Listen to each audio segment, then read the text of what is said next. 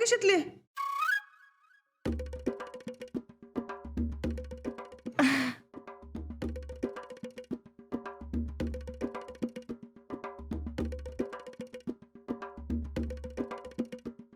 हे एवढं नारळ कुठे सत्काराला गेली होतीस का काय? अगं हिचा कुठला सत्कार?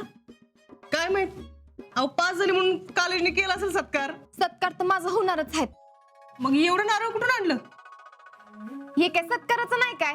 अगं व्हय, पण कशाला आणलं एवढं नारळ? अ, ते हा ते अगं इके सुट्टीला येणार आहे ना, मग इकेची आई म्हणली वड्या करायच्यात म्हणून. मग मी म्हणले मी करते की. तू? हा,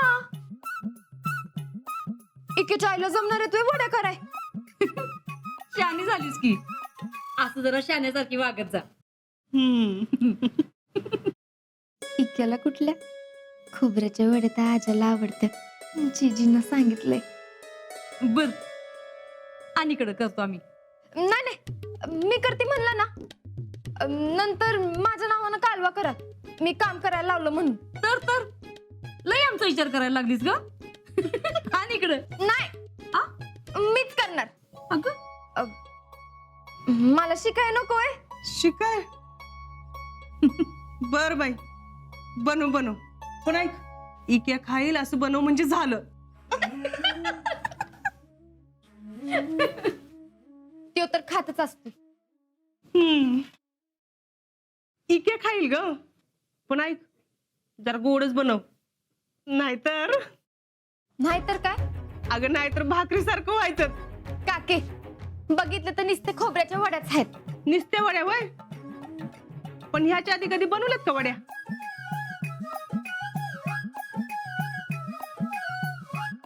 म्हणजे नाही. म्हणूनच म्हटलं आम्ही बनवतो. अगं गोडी जमली पाहिजे. काके प्रेमानं बनवलेली कुठली बी गोष्ट गोडच लागते. आणि माझ्या हातनं बनवलेली कारल्याची भाजी गोडच लागते का नाही बघ. अगं बाई, आणि तसं बी मी काय बी आणि कसं बी बनवलं तरी याच्या गोड मानूनच खाईल.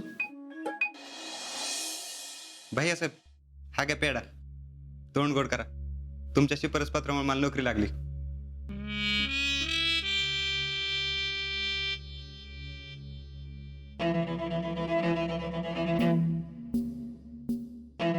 वाह, किती मोठा झाला रे तू. अभिनंदन. हा, पेढे आणलेस. हा? हे खा खा खा.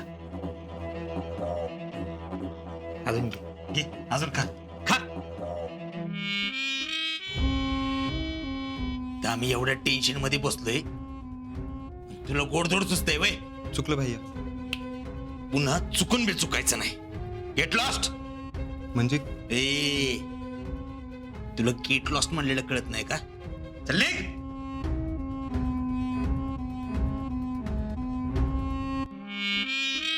अहो भैया किती आनंदाने आला होता तो. मग मी काय करू? भैया तुम्ही विसरला का? अहो तुमच्या शिफारसीमुळे त्याला नोकरी लागली होती. आणि किती प्रेमाने पेढा घेऊन आलता तुम्हाला. टॅलेंट. मटण आवडलं म्हणून कोण 13 वेळेला घालत नाही. अरे इथं सिच्युएशन काय, तू वागतोय काय? इथे एकतर आधीच आमच्या प्रेमाचा रंग उडायला लागलाय, आणि ह्यो आम्हाला प्रेमाने पेढा भरवतोय. गोडा थोडाच सुचतंय. आणि हे दोघं बसल्यात निवांत पेन्शनर. भैया तुम्ही फक्त बोला. आणि तुम्ही फक्त ऐका. ते रस्त्यावर झोपणारे कुत्रे असतात ना, तशी अवस्था आहे तुमची. धड घर बी राखत नाही आणि एका घरची भाकरी बी खात नाहीत. आता खाली कुठं बघताय? तो आजच्या गावात येणार काय तर करा. पण भैया आज येतोय खरं, पण त्याला आपण अडवू शकत नाही ना. तो आजच्या गावात आला ना, नक्कीच काहीतरी उचापत करणार. ते आपल्याला परवडणार नाही. तो आजा गावात येऊच नाही असं काहीतरी केलं पाहिजे. जम्या सुरजय, जी भैया. आजा गावात कधी येणार आहे? भैया 2 दिवसात येईल. त्याचं असं स्वागत करा कसं? की तो गाव सोडून परत माघारी गेला पाहिजे. भैया पण कशाला? म्हणजे आल्या आल्या लगेच? मला वाटलंच होतं तुम्हाला मूर्खासारखा हा प्रश्न पडणार. भैया त्यांना अजून कळलं नाही तुम्हाला काय म्हणायचंय ते. ए जम्या सुरजय, काय बी करा कसं बी करा, बाकी मला काय माहित नाही. मला त्या आजाचं थोपड नाही बघायचं. तो आल्या पावलीच परत गेला पाहिजे. Got it? हा भैया.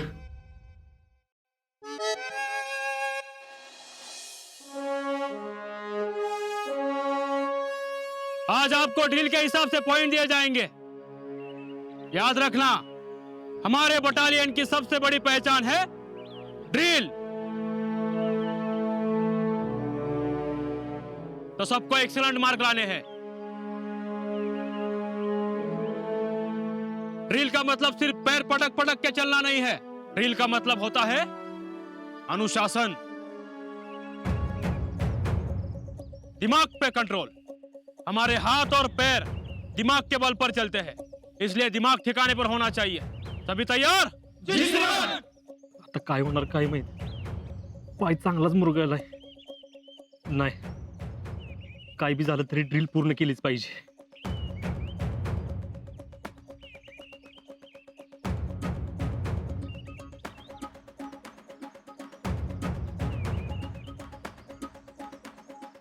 अजिंक्य शिंदे, कुछ दिक्कत? कुछ भी नहीं सर. गुड. और होनी भी नहीं चाहिए. अगर यहां पे कुछ गड़बड़ हुई तो सीधा री एग्जाम. सभी तैयार? जी सर.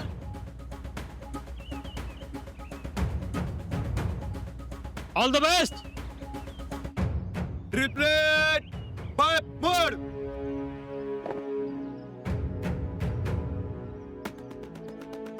प्रेड 3 में चल.